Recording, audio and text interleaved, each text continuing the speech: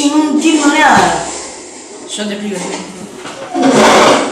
De eso no hay duda. ¿Y qué quieres hacer? ¿Salir corriendo? Che, está buena esta peli. ¿Tú solo? Che, pará un poco, vamos a estudiar. ¿Tú conmigo? ¿Qué dices? Pará. Bakú. ¿Quién habrá inventado todo esto?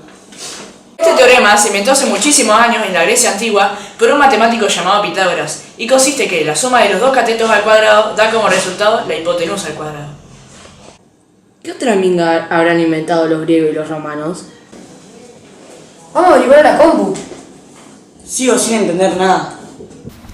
Si hablamos de geometría, nos estamos refiriendo a una de las ramas más antiguas de las matemáticas. Los egipcios, babilonios y la civilización del Valle Indó fueron los primeros en incorporar y utilizar técnicas geométricas, pero nunca se interesaron en las reglas y axiomas que la rigen.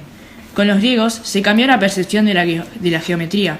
Ellos fueron los que recalcaron los datos geométricos que deberían ser establecidos a partir del razonamiento deductivo. Filosofía moderna. Los antiguos griegos desarrollaron la filosofía como una disciplina que se ocupaba de la forma de entender el mundo que les rodeaba, sin recurrir a la religión, el mito o la magia. Los llamados presocráticos, Sócrates, Platón y Aristóteles fueron los precursores de todo el saber filosófico que vendría después. Los primeros filósofos griegos eran también científicos y basados.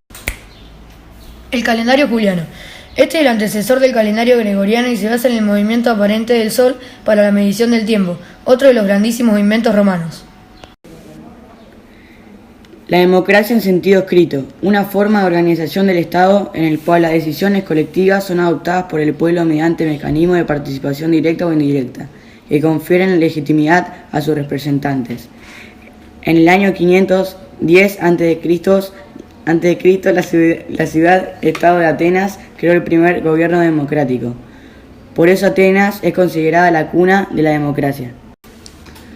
Los antiguos griegos contribuyeron con diversas aportaciones a distintas ramas de las ciencias. Podemos decir que rompieron estereotipos contemporáneos tanto en astronomía, biología o física y fueron grandes matemáticos. En Grecia los primeros Juegos Olímpicos se remontan al 776 a.C. Estaban dedicados a los dioses del Olimpo y se organizaron en las antiguas llanuras de Olimpia cada 4 años. Todo el pueblo griego se acercaba allí para presenciar este espectáculo inolvidable. Los campeones en cada disciplina recibían coronas de hojas de olivo como premio. Aristóteles menciona en su obra a Anaximandro como uno de los primeros cartógrafos que creó un mapa del mundo. Nació a principios del siglo VII a.C. Su mapa apareció en forma de tabletas y allí presentó las regiones habitadas. En él representaba Jonia en el centro, pero también situó las columnas de Hércules, Etiopía, el río Nilo o en el mar de Caspio. Las contribuciones de Anaximandro en el campo de la cartografía y la geografía lo sitúan como fundamental en esta disciplina, que consiste en el estudio y la elaboración de los mapas. La primera práctica de la medicina. Hipócrates de Cos, nacido en el 450 a.C., fue el médico griego de la antigüedad más destacada y uno de los padres de la medicina.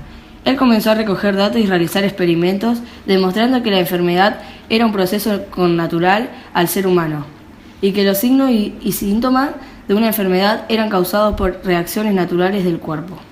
Fundador de la Escuela de Medicina Hipocrática, uno de sus grandes descubrimientos fue la del llamado juramento hipocrático.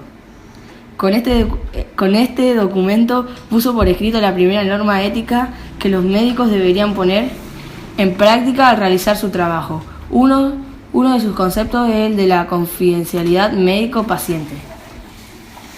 Los arcos romanos.